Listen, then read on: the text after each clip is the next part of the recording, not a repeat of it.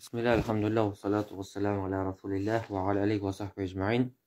Biz mine Allah'ın rahmet bilen şuşu kitabını indi ötüp bitip barabız. Biz mine şuşu tevhidke bir katı basım yasadık. Tevhid diyen şuşu meselege to'xtaldık. Ni üçün? Çünkü tevhidni dürüst anlamayışı, şuşu şirkten yirak bulmayışı, kişi çın bäxetke bir niçikte erişe olmayı dedik. Kişi etkendibizçe bu dünyada rahat yaşarga mümkün, boy bulurga mümkün, ниндейдир гыйбадәтләр эшләргә мөмкин, әмма дә ләкин бер ширк эшләп, яисә тәүхидне дөрес танымыйча, ниндейдир гөнаһка батырга мөмкин, ширк дигән гөнаһка, мәңгелек Аллаһ Субхаһу тәгалә шуңа куркыткан җәһәннәмгә эләгергә мөмкин. Кеше инде җәһәннәмгә эләгә икән, инде ул берничә бәхетле булып саналмый. Шуңа күрә бу бик мөһим, бу динебезнең асылы, без әйткәнебезчә, бөтен пәйгамбәрләр шушы тәүхидкә генә чакырган. Һәм шуңа күрә менә бу тәүхидне белү, бер Аллаһка гыйбадәт кылырга кирәк икәнлеген белү, ул динебезнең асылы һәм ул бик мөһим әйбер диндә. Шуңа күрә әйткәнебезчә, дәгъватыбыз да шуннан башланырга тиеш. Ничек итеп пәйгамбәрләр барысы дагын бер тәүхидкә генә, бер Аллаһка гыйбадәт кылырга чакыралар иде, барысы дагын. Шуңа күрә бу әйбер бик мөһим. Шуңа күрә моны белергә кирәк һәм аны беләбез фақат ничек кенә? Шушы гыйлем алып кына, шушы тәүхид турында өйрәнеп, Аллаһ турында өйрәнеп, шушы динебезне өйрәнеп. Шуңа күрә кайбер кешеләр киләләр, Нәй мәчеткә килдем ди, анда ди менә телнең афәтләре турында сөйлиләр ди, әтие нигә яхшы булырга сөйлиләр ди. Асылда ие, дөрес. Әмма башка диннәрдән аермалак, безнең динебез нәрсә белән аерылып тора шул?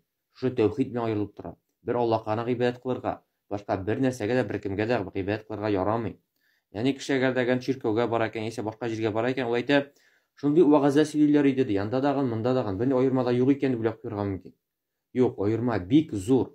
Башка диннәр, башка нәрсәләр, алар үзгәреп, хаталанып, кешеләрне шушы ширккә чакыралар. Аллаһтан башка иконадан сораргамы, пәйгамбәрләрдән сораргамы, Гузейрдәнме, Айсәдәнме, яисә фәрештәләрдәнме, яисә ниндидер Мария дип, Мәрьям алейһиссәламны шулай дип изгиләштерәләрме, башка әйберләр, бөтенсе шуңа чакыралар алар. Ниндидер святойлар бар, ниндидер иконалар бар.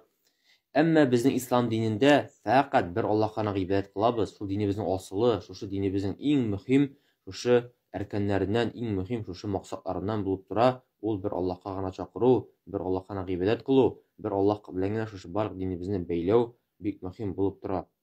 Шуңа күрә әйткәнебезчә, шушы әйберне җиткерү бик безгә фарыз булып тора, мөһим булып тора. Шушы дәгъватны да шуннан башларга, шуңа күрә моңа бик каты игътибарлы булырга кирәк. Кеше әйткәнемчә, тәүхидсез бер ничек тә бәхетле була алмый. Бу дөньяда дагын һәм ахирәттә дәген. Шуңа күрә без бу тәүхид темасын Аллаһ рәхмәте белән тәмамладык. Инде менә шул теге бәхеткә ирешү серләренең китабын дәвам итәбез. 11-нче тәүхидкә ирешү серләреннән булып тора. Бәхеткә ирешү серләреннән шул безнең китап шул атала да инде. Безнең китап Шәйх Абдурахман Наср әс-Сәгъдинең шушы китабы, һәм без үзенчә ниндидер әйберләр өстәдек, шул тәүхидкә каты басым ясадык.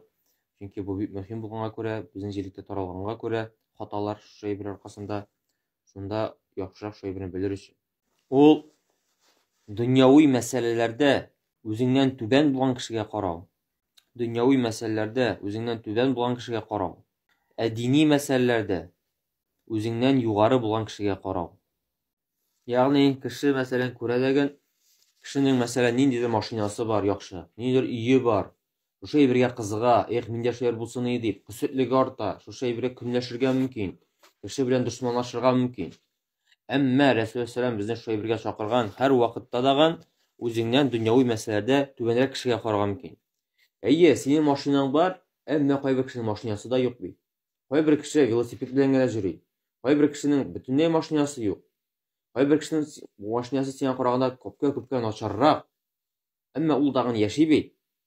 Шул вакытта Аллаһны шөкер итеп, миңа әлхәмдүлиллаһ тәгалә яхшы машина биргән икән әле дип, әлхәмдүлиллаһ нитәргә кирәк, шөкер итәргә кирәк, шуңа риза булырга кирәк. Дөньяви мәсьәләдә киресенчә, кеше менә нәрсә эшләми икән дип.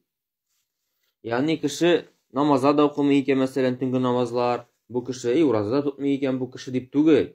Ягъни киресенчә, дини мәсьәләләрдә кем күбрәк гыйбадәт кыла, күбрәк мәсәлән Коръән ятлаган, күбрәк мәсәлән дини мәсьәләләрдә ниндидер уңышка, ниндидер дәрәҗәгә ирешкән, менә шуларга карарга кирәк. Шулар кебек булырга кирәк. Шул вакытта менә кеше чыннан да бәхетле итеп яши башлый. Yani dünyavi meselelerde özündən tübən bulan kişiyə qarый. Dini məsələlərə beyli bulğanda özündən yuqarı bulan kişiyə qarый. Şuna ımtıla, şuşu kişi kibik bulası kilə, şuşu kişi kibik sifatların buluğun tili. Әмма dünyavi məsələdə qararğa deyiş hər vaxtda dağın.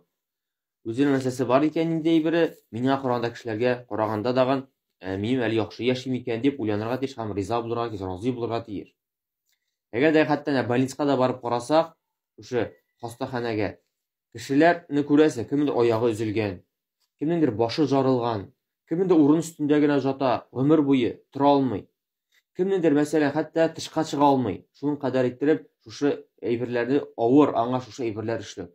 Allah Subhanahu rəhməti bilən sen barasan, sen işin ağırtıp buna baramanda, yesə tişin ağırtıp baramı. İş o vaxtda kişi anlara deyir, Subhanallah, mənim əli xəlim küpkə yaxşıra ikən əli deyib, Allah Subhanahu şükürləri etirgə deyir. Yəni, qoy bir kişilərinin şuşu nəsələri küpkə ağıraq bulurğan mümkün. Həm asılda biz eytib də getdik bütün şu eybirini, Allah Subhanahu wa ta'ala biz çıdıy almay turğan sınavını bizə bir qaşan da vermir. Nan yazıb qoysağız da bula, əgər yazmadıq ikən bizəni. Allah Subhanahu wa ta'ala kişiyə ul çıdıy almay turğan sınavını bir qaşan da vermir. Bu özünə görə bir qaqidə bulurğa deyiş bizə. Yəni ağırlıq sınav geldikən bu Allah Subhanahu wa ta'adan bizə inşallah Allah Subhanahu wa ta'adan bizə dərəcə götərilsin üçün, günahlar ғafu etilsin üçün həm onlara deyiş biz Allah Subhanahu wa ta'ala bizə götərə almay turğan birinci sınavda vermir. Yani en көп sınavga duçar bulan kişiler alar kimler? Peygamberler. Şundan soň izgi kişiler, sahabeler, hamından soň alar kebek deyip hadiste kiler. Şuna göre Resulü Süleyman'a kilgen kebek sınavlar bizge gelmeyecek. Bu yap qaraz Resulü Süleyman'ın 7 balası var ya, şunun 6'sı öz ömründe öldü. Nindi ağır idi ana. Nişi getirip anı Cəbirlədilər Məkkə müşrikləri. O Məkkəni alğaç onları ғafu etdi əli. Yetim qaldı. Qarasaq köpmə sınav. Ana qarasaq o en bəxtli, en razı, en Allah Subhanahu yaratqan kişi bulub qaldı. Anın qədər sınavğa duçar bulan kişi yox deyib eytədi. Əmmə ol abdən şəkurədir. Yəni, min de Allah Subhanahu Teala'ya şükür etüşü qıl deyib eytə özün. Allah'tan en көп qorxucu, Allah'tan en көп yaratuşu, en yaxşı kişi. Şuna görə bu ebir bizə şulay qaqidə bulurğa deyir. Biz hər vaxtda da şuşu dünyavi məsələlərdə elhamdülillah yaxşı yaşayıb bizlər. Elhamdülillah barsılar var deyib şaytıb yaşayıb. Əgər də kişi gerisin işləyikən, yəni hər vaxtda da kişi bulğan ebirə qızığıb yaşayikən, nə şu xüsutlük degen avru o nə kişinin yüreğine kirə, həm o kişinin yüreğin yəni avırtırıb yaşayır, çiritib yaşayır. Kişi bəxətə erişə almay, şuşu qayğırıq, şuşu mənə mində də yox indi, nişərmən indi, şuşu türlü səbəblər işləyir, şuşu eybirgə erişir üçün. Hətta günahlı eybirlər işləb bitirgən mümkün. Yəni şuşu xüsutlük arqasında, künçülük arqasında. Yəni bu xüsutlük, künçül bulğan kişi o çından dağın bəxətsiz kişi indi. Çünki çın imandan bulub dura təqdirgə əşanu. Allah Subhanahu özünün hikməti bilən əyi sənə şulay əzrək bilgən, nindir malını mı, bağlarını mı, nindidir maşinanı mı, üyünü mü. Allah Teala sənə şulay təqdir bilən şu iman getirə deyirsən. Elhamdülillah Allah Teala şunu birgən birincidə. İkincisi Allah Teala xeyirlirək, yaxşıraq bilə. Nəsə mənə xeyirlirək. Bəlkə mənə bal buluğu, bəlkə mənə kubra ziyan getirgən bulur idi. Şulay bitini kubra kişilər məsələn xeyirçi bulğan vaxtda məsciddə yürürlər idi, imanlılar idi. Allah Teala kubiti mal birdi alarga, həm şu mal onlara fitnə buldu. Namazlarını da qaldırdılar, sakallarını da qısqartdılar. Namazlıqları qabilə qaldıra başladı, şu iş üçün deyib, akça üçün deyib. Şu mənə bu büyük zor nəslərdən bulurğa mümkün, sınavlardan bulurğa mümkün. Şuna görə kişi təqdir yaşanayken, elhamdülillah, Allah Teala mənə birgən, min şükür deyib, razı bulurğa gerek, riza bulurğa gerek. Şu Allah Teala birgən, bizgə ni'mətlərə, həm Allah Subhanahu Teala şu mənə xüsusiyyətlikni bizim yürekdən alsın idi. Həm ümumən tağımla yazıb qoyusu şuna edib bitəsim kilə, bizдің tatarlarga xas bulğan şu sıfatlar, o xüsusiyyətlik, şu bizdə bir qatı taralğan, şu künçülük, bir-birinə qarab, xüsusiyyətlik, kuş işləyən bir çaytır üyünü. Eydə midə şulay işləyib qalışmasqa degen şu bir qatı taralğan, həm şu xüsusiyyətlik, o şu yürekni şu ağırttıra, çiritə, şu kişinin yüreğini qaralta, həm o шушы бәхетсезлеккә ирешү сәбәпләреннән булып тора. Шуңа күрә сорау, аны язып куегыз. Ничек итеп шушы хөсетлекне бетерү йөрәктән? Ничек менә шу хөсетлекне, көнчелекне бетерү? Кеше күрә, бер кеше яңа машина алган. Аның йөрәге яна башлый. Карала йөрәге. Йөзе карала. Ничек итеп инде шундый машина алган дип. Яисә мин шулай итеп ниндидер анда мотор үй салып чыкканнар дип. Яисә ничә Аллаһ Тәгалә шундый бала биргән икән дип шулай итәргә мөмкин кеше. Беренчесе кеше аңларга тиеш. Бу Аллаһның тәкъдире. Кеше белергә тиеш. Бу Аллаһның тәкъдире. Аллаһ шулай тәкъдир кылган. Аллаһ да белүче. Нәрсә безгә хәерле икән, безгә Коръәндә күбрәк белүче. Һәм шунда ук языгыз, әгәр дигән кеше шу хөсетләнә икән, көнчеләнә икән, димәк, ул Аллаһ биргән тәкъдиргә риза түгеллеген күрсәтә. Ягъни кеше шу каты хөсетләнә икән, көнчеле икән, димәк, ул әйтәсе килә, Раббым, син дөрес эшләмәдең дигән кебек әйтәсе килә. Ничек син аңа бирдең, миңа бирмәдең дип шулай әйтәсе килгән кебек була. Ягъни Аллаһ Субхану ва Тәгаләнең тәкъдиренә риза булмаганын күрсәткән кебек була. Аллаһ тәкъдир кылган. Аллаһ шулай итеп күптән инде бу әйберне язып куйган. Сиңа шуның кадәр иттереп мал бирәчәген иттереп, ничек иттереп безнең хәтта ризыгыбызда язылган. Син язылып куйган ничә литр син сөт эчәчәксең үз гомереңдә? 2 тоннамы, 3 тоннамы? Бер тамчы күбрәк тәген, бер тамчы әзрәк тә эчә алмыйсың ул сөтне. Шулай итеп, син язылып куйган күпме ит ашаячаксың гомер буе? 2 тоннамы, 3 тоннамы? Бер кисәк күбрәк тәген, бер кисәк әзрәк тәген ашамаячаксың. Күпме язып куйган шулай булачак. Димәк, тәкъдиргә ышанырга кирәк. Тәкъдирне кабул итәргә кирәк. Кемдә кем алай эшләми, әйткәнемчә, я Раббым, син дөрес эшләмәдең дигән кебек шундый куркыныч иттереп әйтелгән сүз кебек була. Ничек аңа бирдең күршегә, ә миңа бирмәдең дип әйткән кебек була. Ягъни бу бик куркыныч, шуңа күрә тәкъдиргә риза булырга кирәк. Аны кабул итәргә кирәк. Аллаһ Тәгалә әйткәнемчә, күбрәк безгә караганда белүче нәрсә безгә хәерлерәк, күпкә. Һәм икенчесе, шушы кешегә дуа кылырга кирәк. Кемнәсин ул безнең йөрәк авыруларыннан керә инде ул хөсетлек, көнчелек. Шулай бит инде. Безнең менә күрдек тә кешедә нидер яхшы матур киемме, матур күлмәкме, матур иттереп чәчәкләрме? Безнең йөрәккә шу көнчелек, хөсетлек керә башлый. Яисә шайтан фәсвәсә кылырга мөмкин. Шулай бит инде. Шул вакытта галимнәр әйтәләр, иң яхшы ысул кулны күтәрдәгән, я Раббым, аңа тагын да матур күлмәк бир. Я Раббым, аңа хәерле бәрәкәт бир дип, ул кешегә яхшы дуа кылырга. Ул кешегә яхшы иттереп дуа кылырга. Кемдер шаккатырга мөмкин. Ничек инде? Мин ул кешедән көннем хәзер хөсетлек кирдем йөрәккә. Ничек инде мин аңа тагын Аллаһ күбәйтеп бирүне сорыйммы диләр? Әйе диләр галимнәр. Ни өчен? Аңа үзенә шушы әсә әйткән өчен, дуа кылган өчен фәрештәләр әмин сиңа да дип торалар. Фәрештәләр алар безнең кебек түгел, алар гөнаһсыз затлар. Аллаһ Субхану ва Тәгалә аларның дуаларын кабул итә. Беренчедән, безгә фәрештәләр дуа кылып торачаклар, сиңа да шулай ук дип. Бу беренчедән. Һәм икенчедән, галимнәр әйтәләр, кеше үзе дәгән сизә ди, алар арасында ничектер менә шушы көнчелек үзенә үзе битеп киткән кебек булып китә ди. Шушы менә дуа кылу аркасында. Һәм шушы дуа кылуың синең бит тәкъдиреңне әзәйтми. Синең нәрсәңне беренчектән киметми. Киресенчә Аллаһ Тәгалә сиңа арттырып биргән мөмкин шушы гамәлең өчен. Һәм без теге дәрестә әйткәнебезчә, әгәр дигән Аллаһ Тәгалә бөтен кешегә нәрсә тели шуны бирсә, уларның мөлкәтеннән күпме киметәчәк? Аллаһ Тәгалә мөлкәтеннән ничек итеп диңгезгә инәне тыгып алган кебек. Күпме менә су алабыз инә белән диңгездән. Бөтен кеше нәрсә сорый шуны бирсә дигән, Аллаһ Субхану Тәгалә менә ничә кеше яши дөньяда? 7 миллиард. Һәр берсенә Аллаһ Тәгалә нәрсә тели шуны бирә. Кемгә 10 машина кирәк, кемгәдер 100 машина кирәк, кемгәдер зур коттедж өйләр кирәк, кемгәдер 100 коттедж өйләр кирәк. Аллаһ Тәгалә кемгә бөтенсен биреп бетерсәм ди, ләкин кеше нәрсә тели шуны сый, җир шарын сорый һәрбер кешеләр. Бөтенсен биреп бетер Аллаһ Тәгалә. Һәм аның мөлкәтеннән бәрибер диңгезгә инәне тыгып алган кебек, күпме су алабыз, шунка су алган кебек кенә була. Шуңа Аллаһ Субхану Тәгалә ул иң юмар. Аллаһ Субхану Тәгаләгә берни авырлык тормый, кешегә нәрсәдер бирү. Шуңа күрә ул кардәшеңә шушы дуа кылу, ул бик менә шушы яхшы сәбәпләрдән булып тора. Һәм өченчесе, сезнең арагызда менә булган шу дошманлык, яисә ерагайлык югала башлый. Кеше киресенчә якыная башлый. Чөнки син аңа дуа кыласың. Я Раббым, аңа тагын да арттырып бир, аңа бәрәкәт бир. Шушы мәсьәләсендә дип әйтәбез. Һәм үзенә үзе шу дошманлык, яисә шушы ачу, яисә шу көнчелек, хөсетлек үзенә үзе иншаллах бетәчәк дип шайтый галимнәр аңлаталар.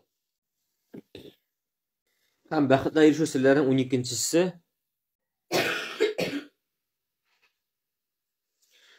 үзеңне тәкъдирдә сиңа сынау килергә мөмкин, яисә авырлык килергә мөмкин икәнлеген әзерләү. Үзеңне хәзерге вакытта әзерләргә кирәк. Үзеңне тәкъдирдә, тәкъдир буенча Аллаһның тәкъдире белән ниндидер авырлык килергә, яисә сынау булырга мөмкин дигән әйбергә үзеңне хәзерге вакытта әзерләү. Әйткәнебезчә, һәрбер кеше сынауга душар булачак. Бу дөньяда һәрбер кешегә сынау киләчәк. Һәрбер кешегә без исключения дип әйтәләр. Кемгәдер авыру белән, кемгәдер якыннарын югалту белән, кемгәдер байлыкны югалту белән, кайбер кешегә киресенчә байлык белән сынау килә. Һәм хәтта галимнәр әйтәләр, шу байлык белән сынау, рәхәтлек белән сынау күпкә авыррак. Чөнки кеше авырлыкка сабыр итә ала, әмма рәхәтлек килгәч, рәхәткә чыдый алмый. Шуңа күрә хәзерге вакыттан үзеңне әзерлә. Әйе, Аллаһтан сынау килергә мөмкин. Менә сынау килде икән, ничек иттереп мин сабыр итәргә тиешмен дип. Аллаһтан кинәт кенә сынау килергә мөмкин. Аллаһ Тәгалә үзенең тәкъдире белән нәрсә безгә хәерле, нәрсә безгә хәерсез икәнен белә. Һәм безне сынап карыячак. Шулай бит инде. Һәрбер кеше сынау килергә мөмкин. Кемдер машинасы белән нитергә мөмкин, көпчәгә тишелергә мөмкин, мәсәлән, Казанга барганда. Яисә ниндидер, мәсәлән, бакчадамы, бәрәңгесеме, яисә хайванымы авырып китергә мөмкин. Яисә ниндидер уңышсызлык килергә мөмкин ниндидер эштә. Мәсәлән, эштән куырга мөмкиннәр. Яисә, мәсәлән, базарга барды нәрсәләр сатырга, юлы уңмады, мәсәлән, Аллаһ Субханаһу Тәгалә насыйп иткән. Яисә баласы авырып китте, яисә баласы үлеп китте. Ягъни асылда без инде шушы әйбергә үзебезне әзерләргә тиешбез. Ни өчен? Чөнки кайчан шу сынау киләчәк, инде кеше инде шу сынауга ул әзер. Һәм ул уже белә үзен ничек тотырга. Сынау килде, машина белән кеше, мәсәлән, Аллаһ Тәгалә тәкъдир кылып, машина белән бәрелде, ул уже все әзер. Әйе, әлхәмдүлиллаһ, Аллаһ Тәгалә миңа шундый гына сынау бирде икән дип шулай ук әйтү. Менә шулай язып куегыз. Шулай ук әйтү, әлхәмдүлиллаһ, Аллаһ Тәгалә миңа шундый гына сынау бирде әле дип әйтү. Ягъни кеше үзен шушы авырлыклар килүгә әзерләп куйды һәм машина белән бәрелде, әлхәмдүлиллаһ, Аллаһ Тәгалә исән калдырды. Балаларым исән калды, яисә әлхәмдүлиллаһ, бер кулым, аягым да сынмады. Әйе, машина бәрелде, тимер ватылды, күпмедер акча чыгып китте. Әмма шушы акча чыгып китүе күпкә яхшырак бит инде. Кешенең кулы сынуына, аягы сынуына караганда, яисә кулын кисеп алуына караганда. Шулай бит инде. Теге, мәсәлән, кеше кайбер кешегә әйтәләр, мәсәлән, син ди күзеңне күпмегә сатырыйң дип. 1 миллионмы, 2 миллионмы, 1 миллиардмы, 2 миллиардмы ди кеше. Юк ди, сатмыйм ди, шулай бит инде. Чөнки күзне аналар сатып алып булмый. 5 миллиардка да, 10 миллиард акчага да сатып алып булмый. Шуңа күрә кешенең шушы менә сынау килгәч, әлхәмдүлиллаһ, күзләрем исән калды, әлхәмдүлиллаһ, аяк-кулларым исән калды, әлхәмдүлиллаһ, йөри алам дип шушы менә сынауны шундый гына Аллаһ сынау бирде әле миңа дип, кеше үзен әзерли икән алдан сынауга. Шушы сынау килгәч, инде ул шушы сынауны җиңелрәк кабул итә. Әлхәмдүлиллаһ, шундый гына Аллаһтан миңа сынау булды әле дип әйтеп куя. Менә бу шулай бәхеткә ирешү серләреннән булып тора. Үзеңне шушы сынауга әзерләү, һәм шушы сынауны, әлхәмдүлиллаһ, шундый зуры килмәде әле дип әйтеп кую. 13-се, кеше һәр вакыт белергә тиеш, шушы дөнья бик кыска икәнлеген. Кеше белергә тиеш, шу дөнья бик кыска икәнлеген. Кешегә инде 30 яшь булса даган, инде уйларга тиеш, инде ярты гомеремне яшәдем инде дип. Кем инде аннан да алырак, инде күпме сынаулы еллар гына калырга мөмкин дип.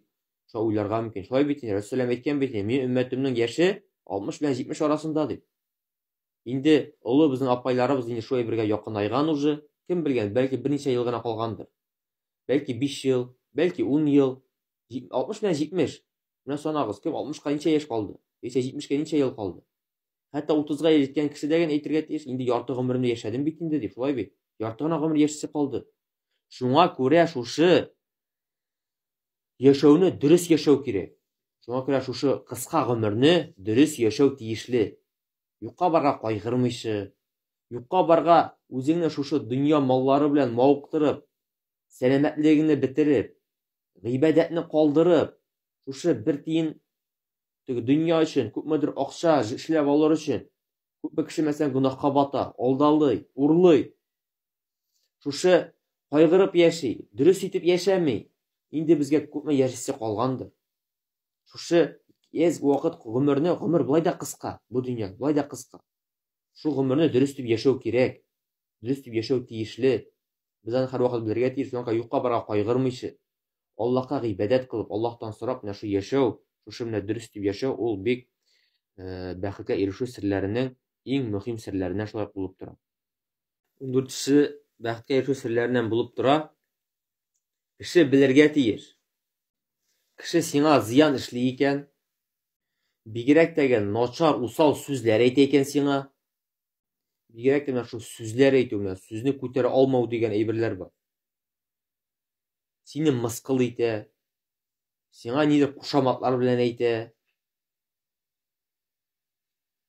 Синең янында синең турында көлергә мөмкин. Кеше белергә тиеш дидек. Бу сиңа бер нинди дә зыян ясый алмый. Асылда сиңа бер нинди дә зыян килми аның шушы әйткән сүзләреннән, аның шушы ниндидер сиңа эшләгән ниндидер эшләреннән, ниндидер мәкерле әйберләреннән сиңа зыян килә алмый. Ягъни кеше сиңа начар сүз әйтте, сине нидер кушамат белән әйтте, сиңа начар сүзләр әйтә башлады, сине мыскыл итте.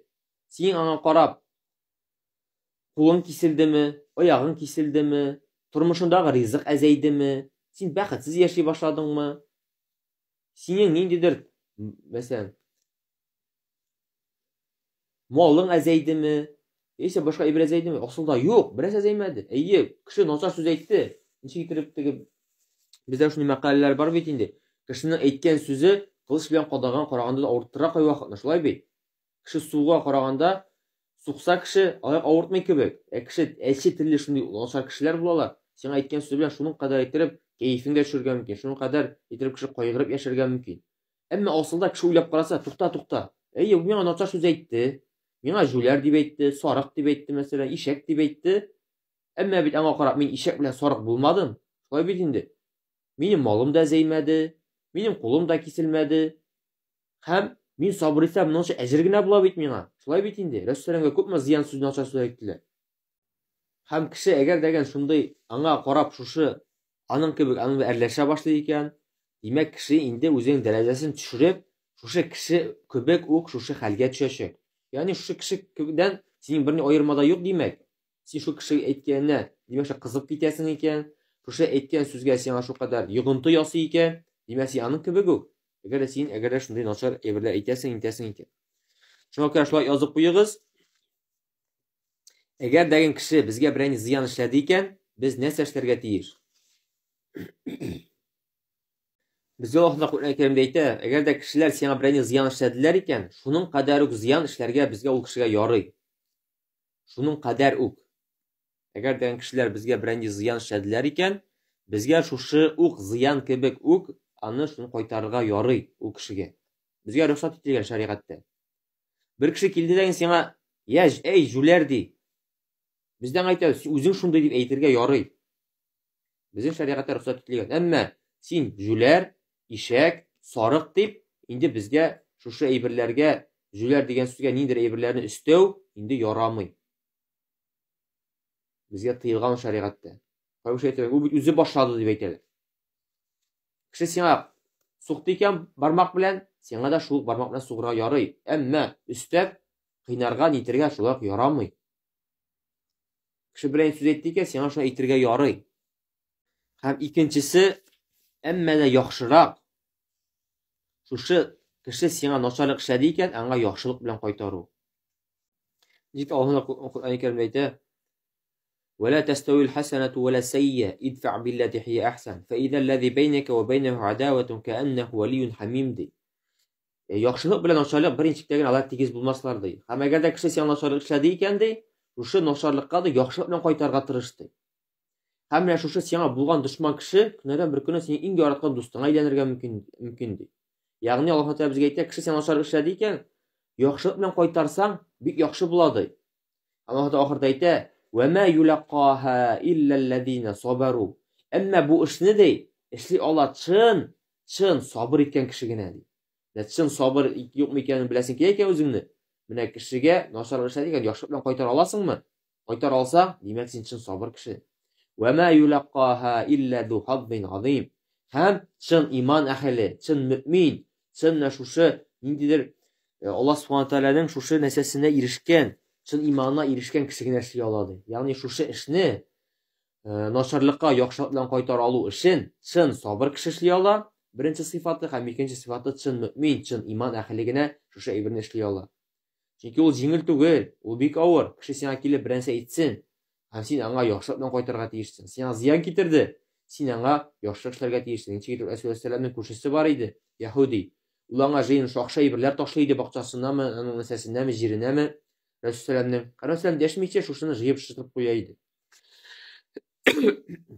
Көннәрдән бер көн Рәсүл сәллам чыкты урамга һәм карый, шушы зыян эшләгән әйбере юк. Шушы күршенең. Һәм ул шаккатты, нәрсә булды икән моңа дип өенә керде. Һәм өенә кеше авырып ята икән. Һәм Рәсүл сәллам хәлен белгән кебек булды бит моның. Һәм теге кеше елап җибәрә. Син ди беренче кеше ди, кем ди минем хәлемне белергә кирде ди. Һәм шул кеше шушы Рәсүл сәллам фигыле аркасында ислам дин кабул итә. Ни өчен? Чөнки Рәсүл сәллам начарлыкка ничәсенә җавап бирде? Яхшылык белән җавап бирде. Кеше начарлык эшләде аңа. Рәсүл сәллам аның дәрәҗәсенә төшеп, аның кебек булмады. Һәм Рәсүл сәллам ничәде? Яхшылык белән җавап бирде. Һәм нинди матур менә шушы нәтиҗә булды. Шушы кеше ислам диненә килде, шушы менә исламның чын әхлакларын күреп. Һәм әйткәнемчә, кеше белергә тиеш шулай ук. Менә бу өченчесе булып язып куегыз. Шушы тәкъдир, Аллаһ Subhanahu тәкъдире, шушы кеше зыян эшләп сиңа бер ничектәген Аллаһтан вәгъдә ителгән әйбер кимемиячәк, һәм бер ничектәген Аллаһ сиңа зыян кыла алмаячаклар. Ягъни асылда әйтәсем килә, кешегә берәр зыян эшләделәр икән, берәр сүз белән нәрсәме, син белергә тиешсең, моны Аллаһ Subhanahu язып куйган, шулай бит инде. Аллаһ Subhanahu шулай теләгән. Һәм синең ачулануың, яисә шул кеше белән бәхәсләшүең бернинди файда бирмәячәк. Бер ничектәген шушы кешегә менә җавап бирергә кирәк дип, кешегә менә шулай начарлык эшләргә кирәк дип, кайбер кеше менә шушы әйберне уйланып, шушы менә кеше аңа зыян китерде дип уйлый. Әмма асылда бу Аллаһтан сынау. Өченчесен язып куегыз, ул әйбер белергә тиеш Аллаһтан үзенә күрә бер сынау. Һәм әгәр без аны шул йөрәккә кертәбез икән, кеше килеп сиңа начар сүз әйтә, син турында начар сөйли, гайбәт сөйли син турында. Син бел, бу Аллаһ Subhanahu сынау. Шулай бит Аллаһ Тәгаләнең тәкъдиргә язып куелган. Һәм әйткәнемчә, ул синең беренчедән асылда сиңа берни зыяндаган, сәламәтлегеңә дәгән, балаларыңа дәгән, мәсәлән, шул әйткән әче сүз сиңа зыян китерә алмый асылда. Әмма инде менә кем шушы кешеләр белән бәйли, менә шул кеше булмаса, шушы әйбер булыр иде дип, беренче әйткәнемчә, бу кеше ширккә китергә мөмкин.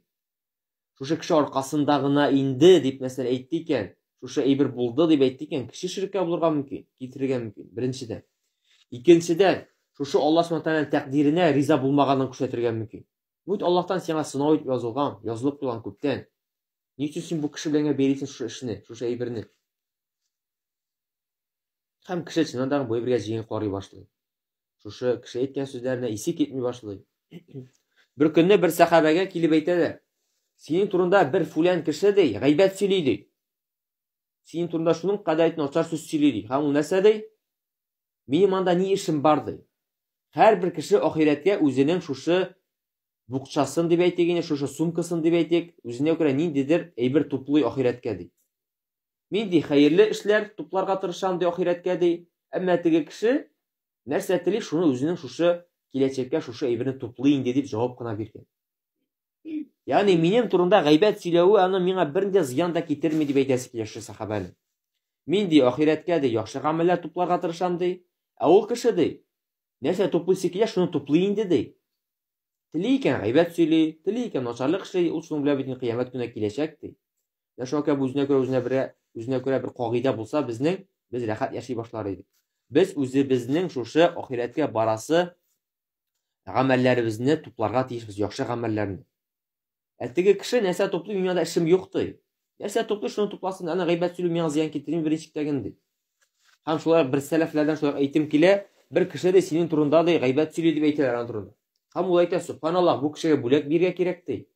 Шулай итеп шул кешегә барып бүләк бирә. Теге кеше әйтә, ни өчен шулай бирәсең? Ни өчен начар сөйләдең ди. Ул әйтә, син бит инде, димәк, минем начар гамәлләремне кыямәт көндә алачаксың ди. Һәм миңа ди, үзеңнең яхшы гамәлләрне бирәчәксең бит инде ди. Шулай бит, аның да әрләшеп утырмый. Син бит миңа нинди зур яхшы гамәл, изге гамәл эшлисең, димәк, булып чыга бит инде ди. Шуңа күрә кеше шулай уйласа, димәк, кеше тур минем начар сөйләде икән, мине рәнҗетте икән, миңа нинди начар сүзләр әйтте икән, димәк бит ул минем кыямәт көнендә гөнаһларымны үзенә алачак һәм үзенең изге гамәлләрен миңа бирәчәк бит инде. Әгәр дә кеше шулай торып, миннән гафу итмичә шулай үлеп китә икән дип әйтәйин. Һәм без дүртенчесе буламы инде анда. Һәм без тырышырга тиеш ул кешене гафу итәргә, усаллык тотмаска ул кешегә. Кеше былай да бәхетсез инде. Димәк, кешенең теленнән шу начар сүзләргән чыга икән. Кеше шуның белән тәм табып яши икән, димәк, ул бәхетсез кеше бит инде. Аны гафу итәргә кирәк. Аңа ачу сакламаска кирәк. Кеше килеп бер көн гафу сорый икән, гафу итәргә кирәк. Гафу итү ул иң яхшы мөселман мөэминнәрнең яхшы сыйфатларыннан булып тора. Ничек итеп Расул саллаллаху алейхи ва сәллям әйтә, "Мән ла ярхам, ла юрхам" ди. Кемдә кем рәхимле, мәрхәмәтле түгел икән үзе, аңа да кыямәт көндә Аллаһ рәхимле, мәрхәмәтле булмас ди. Шуңа күрә без гафу итәргә бергә тиешбез, ачу тотмаска тиешбез кешеләргә. Шушы рәхимле, мәрхәмәтле булсак, кыямәт көндә иншаллаһ безгә дә Аллаһ рәхимле һәм мәрхәмәтле булачак. Шуңа күрә мен әйткәнемчә, шу кыска дөнья өчен, шушы бу дөньяда күпме генә яшибездер инде. Шуның өчен шушы кешегә ачу сакла, кешеләрдә әрләшеп, әйткәләшеп, начар тормыш яшәгәнче, Аллаһ кушканча яхшы тормыш яшәсә күпкә яхшырак бит инде. Инде әйткәнемчә, күпме яшәргә калгандыр, без белмибез.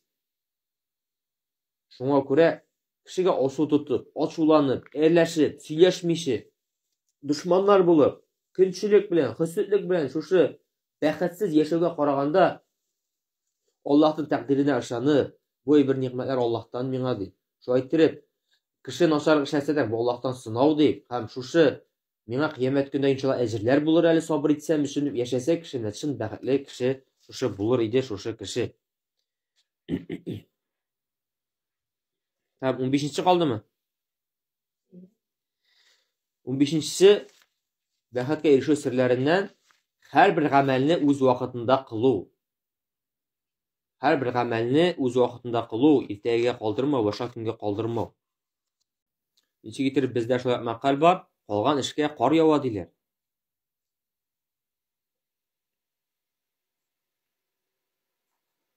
Кайбер шундый менә хата бар, кеше әйтә, менә ди, дүшәмбе көннән инде иншаллаһ Коръән ятлый башлыйм ди. Нишләп син аны дүшәмбе көнгә калдырасың? Менә бүген үк башла. Без әйттек бит инде алдан, шушы үткән әйбергә кайгырмау, киләчәккә кайгырмау, бүгенге көндә яшәргә кирәк. Нәрсәдер эшлисең икән, менә бүген менә ниятең булды, бүген ураза тотырга. Ураза тот, әйтмә дүшәмбе көнне генә, киләсе дүшәмбегә тотырмын әле дип. Яисә садака бирәсең килде икән бер ятимгә, зарплата алгачка биремен димә. Юк, 1 сум булса да бир, 2 сум булса да бир. Мөмкинчелек булганда бир. Ничек итеп галимнәр хәтта аңлаталар, кайбер кешегә ди бик авыр ди садака бирү ди. Ул кешенең менә кайбер кешегә ниндидер гамәлләр бик авыр. Менә шушы әйберне җиңер өчен ди, әкрен генә бирә башлады 1 сумнан гына ди. 1 сум синең байлыгыңны киметми, шулай бит. Әмма син бирдең 1 сум, 2 сум бирдең, 3 сум бирдең, мохтаҗ кешегәме, берәр нинди җанган кешегәме, мәсәлән, өйләренә итәргә. Һәм син сизә башласаң, нәфесең шулай берне ярата башлый. Кеше, "И рәхмәт инде сиңа" дип әйтеп куя, шу 1 сум өчен дә әйтеп куярга мөмкин. Берәр нинди, мәсәлән, зәгыйфь кешегә, гарип кешегә мәсәлән бирдең икән. Һәм үзенә үзе синең нәфесең ярата башлый, һәм көннәрдән бер көн үзенә сизәсең, син күп акча бирсәң дәгән, синең шушы бирмәү нәрсәң үзенә үзе бетеп килә ди. Шуңа күрә, менә бүген үк шу гамәлләрне эшләргә кирәк. Бүген үк теләдең, шушы әйберне эшләргә кирәк. Бүген нәрсә эшлисең килде, шу әйбергә тотын, эшлә. Ягъни калдырма киләчәккә дип. Чөнки чыннан да кар ява шушы эшкә, һәм ул эшләр өстәлеп кенә бара. Ул эшне калдыргансың, теге эшне калдыргансың. Шуңа күрә үзегезгә шушындай әйбер эшләргә тырышыгыз. Менә бүген үк теләдең, тәһәҗҗүдкә торырга. Тур, әйтмә, киләсе атнага укый башлыйм инде точно дип мәсәлән. Яисә киләсе айга, яисә 1 елдан соң дип. Юк, нәрсә эшләр башлыйсың килде, эшлә, бүген үк. Калдырма аны шушы башка көнгә, шушы кар яуган гамәлләр, калган эшкә кар яуган кебек булмасын өчен. Һәм бәхеткә ирешү серләренең иң актыгы 16-сы гамәлләрдән иң мөһимен һәр вакытта да сайлап шуны эшләргә. Иң мөһимен.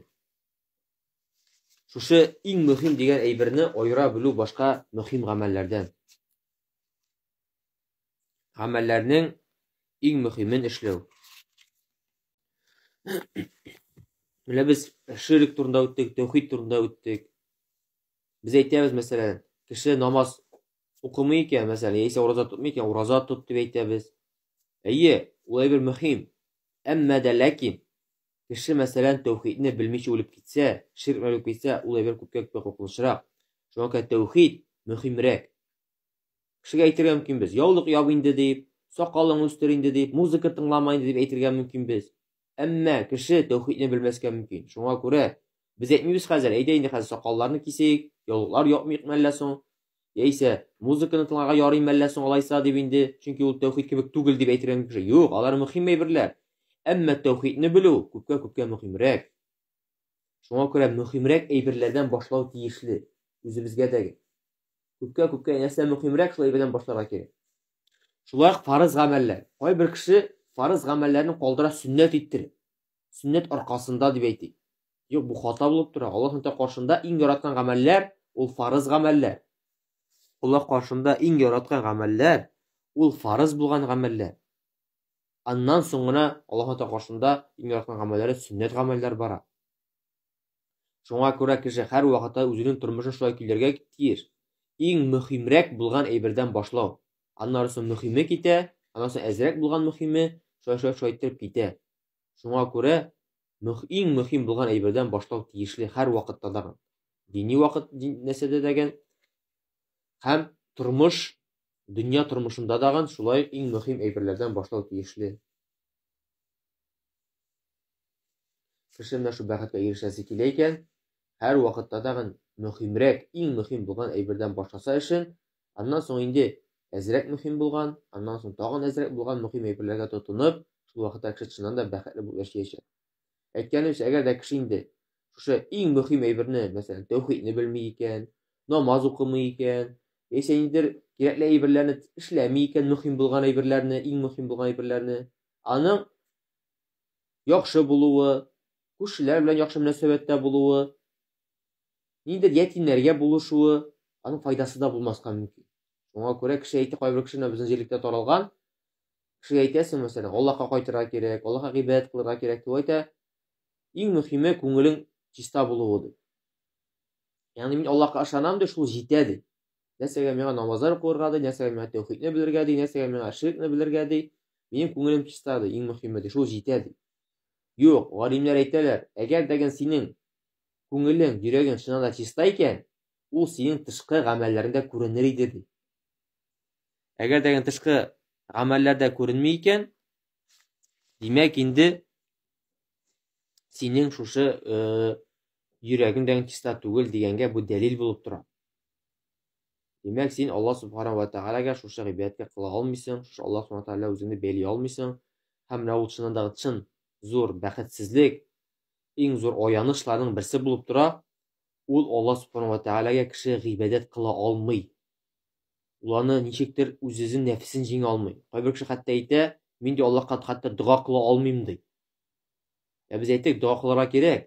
Бу дөньяви әйбердә булса даган, ахирәт әйбер булса өчен мәсәлән, ниндидер әйткәнебезчә, кеше мәсәлән, аяк кием алырга бара икән кибеткә, яисә ниндидер сыер алырга бара икән, яисә кибеткә сөт алырга бара икән, дуа кылып сорарга кирәк. Я Раббы, миңа хәерле шушындай әйберләр алырга насыйп ит дип. Хәерле миңа аяк кием насыйп ит дип, хәерле кием насыйп ит миңа дип. Ягъни дөньяви шушы бик мөһим булмаган әйберләрне дә Аллаһтан сорау тиешле. Әмма кайбер кеше әйтә, мин сорый алмыйм ди. Минем шу сорау әйбере юк ди. Бу чын инде аяныч, чын бәхетсезлеккә керә. Шуңа күрә шушы менә бик мөһим әйберләрне башлау кирәк. Менә бу безнең шу кыска китапчык шуның белән тәмам. Аллаһның рәхмәте белән без аны шулай үттек һәм кайбер әйберләргә атырак басым ясадык. Мин әйткәнемчә, менә шу тәүхидне белүдә, шу ширкның зур ширктән, кече ширктән җирәк булырга, чөнки ул бик мөһим әйберләрдән булып тора. Шушы әйткәнемчә, кеше шушы әйбергә бата икән, ширк дигән әйбергә, инде ул чын бәхетсез кеше була. Шуңа күрә менә без шушы менә кыска гына китапны үттек һәм Әйткәнемчә, иншалла, кыска гына шушы имтиханда гына эшләп алырбыз, Аллаһ Тәгалә насыйп итсә, иншалла. Һәм бу Аллаһ Сүбхәнәһү Тәгаләнең үзенә күрә бер нигъмәте булып тора. Шушы менә китапларны бетерү, ул Аллаһ Сүбхәнәһү Тәгаләдән иң зур нигъмәтләрдән булып тора. Сезгә дә, безгә дә. Аллаһ Сүбхәнәһү Тәгаләнең шушы динен тарату, Аллаһ Сүбхәнәһү Тәгалә ризалыгы өчен шушы дөрес динне, тәүхидне тарату, Аллаһ Сүбхәнәһү Тәгаләнең динен аңлау, Аллаһ Сүбхәнәһү Тәгалә кушканча яшәү, Аллаһ Сүбхәнәһү Тәгалә тыелганнардан тыелу, ул дөресен генә әйткәндә Аллаһ Сүбхәнәһү Тәгаләдән безгә биргән иң зур нигъмәт, иң зур хидаятләрдән булып тора. Без аны үзебезнең яхшылыгыбыз белән, яисә үзебезнең матурлыгыбыз белән, яисә үзебезнең тырышлыгыбыз белән, яисә үзебезнең яхшы нәселдән булуыбыз белән ул әйбергә беренчедә ирешмәдек. Ул безгә Аллаһтан килгән иң зур нигъмәт. Күпме кешеләр шушы нигъмәтне танымыйча үлеп китәләр. Күпме кешеләр шушы нигъмәтнең кадерен белмиләр. Күпме кешеләр хәтта әйтәләр, мин алдан намаз укыйм, ташладым инде дип. Бу әйбернең иң куркынычлыгы нәрсәдә? Аллаһ Сүбхәнәһү Тәгалә инде аңа кире иманын кайтармаска мөмкин. Андый кешегә. Кеше динне таныды, намазга йөри башлады, ураза тота башлады, дини, әмма асылдан мин ташладым ди. Һәм галимнәр әйтәләр, асылда инде кеше кире шу иманга беренчедә кайта алмый. Чөнки ул иман тырышлык белән беренчедә алып булмый. Ул Аллаһтан безгә биргән иң зур бүләк. Иң зур Аллаһ Сүбхәнәһү Тәгалә безгә биргән нигъмәте, рәхмәте. Кеше аны үз тырышлыгын беренчедә ала алмый. Шушы дөрес динне аңлау. Шуңа күрә менә шушы Коръән һәм сөннәт юлы белән бару, шушы менә Рәсүлебез сәлам динен ничек итеп аңлаган, ничек сахабалар аңлау иң зур хидаят юлы. Ул Аллаһтан безгә биргән иң зур бүләк. Шуңа күрә ничек итеп галимнәр әйтәләр, без Аллаһ Сүбхәнәһү Тәгаләгә һәр вакыт шөкер итәргә тиеш шушы нигъмәт өчен, шу шөкер өчен. Я Раббым, сиңа мең шөкер, сиңа хәмд сәнәләр. Шушы үз син безне күпмәдер кешеләр арасына сайлап алдың. Карагыз, безнең авылыбызда гына, безнең җирлегебездә генә, безнең республикада, илебездә генә күпме кеше, ягъни хатада, адашуда. Әмма Аллаһ Сүбхәнәһү Тәгалә нишәптер сине ни өчендер туры юлга күндергән. Син матурлыгың аркасындамы? Юк. Тырышлыгың аркасындамы? Юк. Нидер яхшы нәселдән булуың аркасындамы? Юк. Синең Аллаһ Сүбхәнәһү Тәгаләдән сиңа иң зур бирелгән бу бүләк. Шуңа күрә Аллаһ Сүбхәнәһү Тәгаләдән Аллаһ Сүбхәнәһү Тәгалә һәр вакыт хәмд сәнәләр, шөкерләр итәргә кирәк. Мең шөкер. Һәм икенчесе, шулай галимнәр әйтәләр, Аллаһ Сүбхәнәһү Тәгаләдән ныклык сорарга кирәк шушы юлда. Я Раббым, миңа ныклык бир шул туры юлда дип. Шушы туры юлда нык булырга кирәк, миңа насыйп ит дип, һәр вакытта дуга сорарга. Чөнки үзегез күрәсез, күпме туры юлда булган кешеләр ялгыша башладылар. Шуңа күрә Айша радиллаһу анха шундый нәрсә килә, әйтем килә. Сез ди гаҗәпләнмәгез ди, кеше ди туры юлга булган кешегә ди. Сез гаҗәпләнегез шул кешегә ди, кемдер шу туры юлда үлде ди. Күпме кешегә фитнә килергә мөмкин, күпме кешегә сынаулар килергә мөмкин, һәм кеше чыдый алмыйча шу туры юлдан ялгышырга мөмкин. Шуңа күрә менә бу нәсихәт, шушы Аллаһ Сүбхәнәһү Тәгалә безгә зур булган бүләкне без кадерен белергә тиешбез. Әйткәнчә, беренче Аллаһка мең шөкер итәргә тиешбез, һәм икенчесе Аллаһтан һәр вакыт ныклык сорарга тиешбез. Я Раббым, мине ныгайт, ныклык бир миңа шу туры юлда булырга, шу туры юлда үләргә, шу туры юл әһелләреннән булырга. Чөнки Аллаһ Сүбхәнәһү Тәгалә безнең шушы алган гыйлемебезне ихластан кылсын. Әгәр дәгән риялар булса, Аллаһ Тәгалә безне гафу итсен. Аллаһ Сүбхәнәһү Тәгалә шушы гафу итүче, гафу итәргә ярата. Шушы менә дәресләр аша безгә менә күп файдалар килсен. Әйткәнемчә, менә нишәп шушы дәресләрне сезгә әйттем. Сез иншаллаһ балаларыгызга, оныкларыгызга шушы әйберне җиткерә аласыз. Үзегез үлсәгез дәгән шушы зур мирас калдыра аласыз. Сез үлгәч дәгән сезгә күп итеп әҗерләр килеп барырга мөмкин. Шушы менә гыйлемне, дөрес динне тараткан өчен. Син шу динне аңлаттың, нәрсәне аңлаттың балаларыңамы, күршеләргәме, оныкларыңамы, туганнарыңамы? Һәм үзең үлеп китсәң дәгән, шушы кешеләр синең дәресләреннән файда алалар икән, яисә башка кешегә шу дәресләрне өйрәтәләр икән, сиңа шу күп итеп әҗерләр килеп барачак, син үлгәч дәгән. Садақату җария кебек. Син үлдең, әмма сиңа хәерле гамәл килеп бара, хәерле әҗерләр килеп бара. Ягъни бу иң зур гамәлләрдән булып тора. Шуңа күрә бер сәләфләребезнең шушы бер әйтеме бар. Мин ди төшемдә ди, без укытучымны төштә күрдем ди. Һәм сорадым ди, Аллаһ Сүбхәнәһү Тәгалә сиңа нинди нәрсә әзерләде? Кыямәт көндә ди, шулай сорадым ди. Һәм ул әйтте ди, Аллаһ Сүбхәнәһү Тәгалә ди минем барлык гөнаһларымны гафу итте ди. Мин ди балаларга дини өйрәткән аркасында дип, шулай дип миңа әйтелде ди. Ягъни шушы яшьләргә, киләчәк буынга шу дөрес динне җиткерү, ул иң зур гамәлләрдән шулай булып тора. Шуңа Аллаһ Сүбхәнәһү Тәгалә безне аларга матур үрнәк итеп кылсын. безне менә шу туры юлда яшәп, шу туры юлда үләргә Аллаһ Тәгалә безгә җиңеллек насыйп итсен. Шушы кыямәт көнендә дә Рәсүл сәлам белән сахабалар белән бергә булырга насыйп әйләсен. Аллаһ Тәгалә хисапсыз барыбызны җәннәткә керергә насыйп әйләсен. Субханакаллаһумма бихамдик, ашһаду ан ла илаха илля анта, астагфирука ва атубу илейк.